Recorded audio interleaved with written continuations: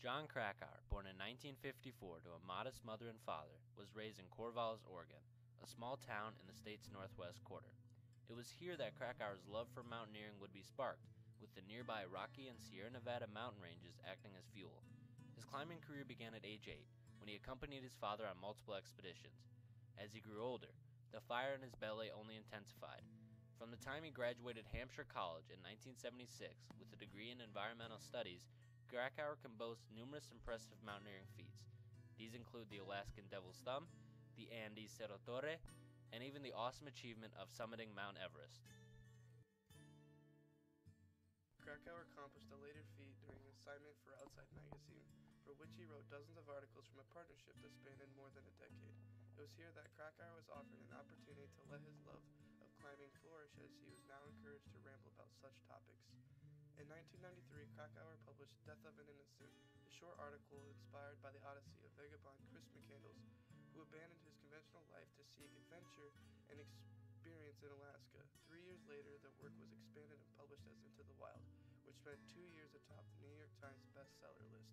The following clip is from an interview regarding his investigation into Chris McCandless' journey.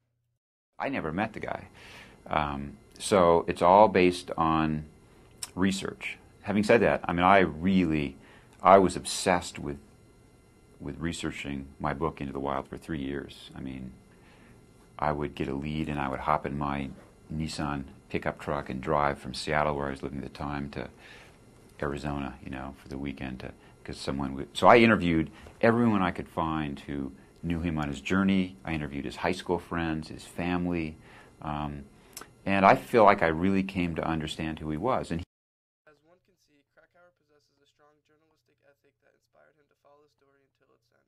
Despite having received no formal form of higher literary education, his devotion to a story matches that found and trained contemporarily educated journalists.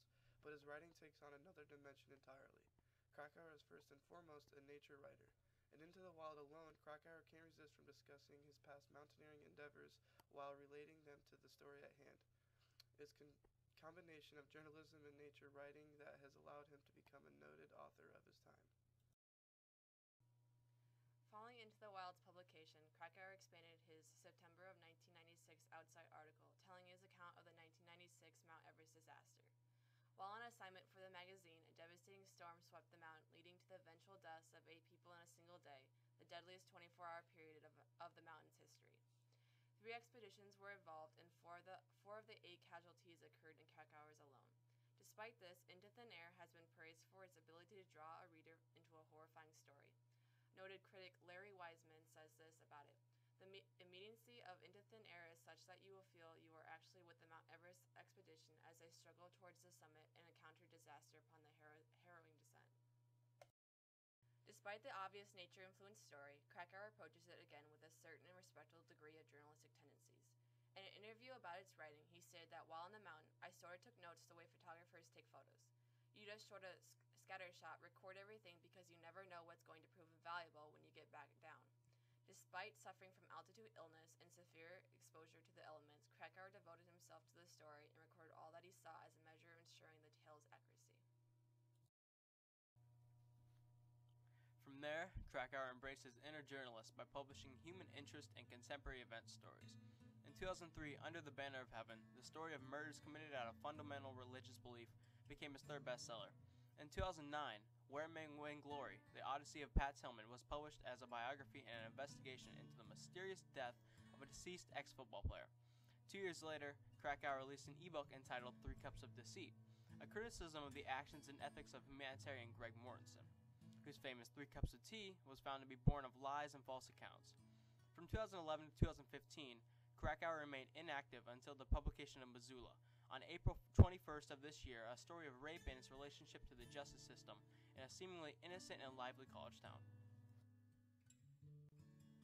All of the mentioned examples of his work show that Krakauer possesses the willingness to follow and publish a story, despite the potential consequences of his writing. His journalistic tendencies do betray him, however, as pointed out by Dexter Filkins. Filkins stated in a review of Where Men Win Glory, "Too many of the details of Tillman's life recounted here are mostly banal and inconsequential. But that, while most of the facts have been reported before, Krakauer performs a valuable service by bringing them all together, particularly those about the cover-up, the the details, even 5 years later, are nauseating to read. Through close examination and scholarly responses to his work, it's clear that Jon Krakauer can be called both a nature writer as well as a journalist. His writing in Outside and Into Thin Air contribute to his persona as one of the leading naturist writers of his time. Despite this expertise, he's demonstrated his journalistic ability through the willingness to follow a story as well as his apt analysis of past events. This fusion of writing and investigative styles affords him the title of one of the literary world's first investigative nature writers.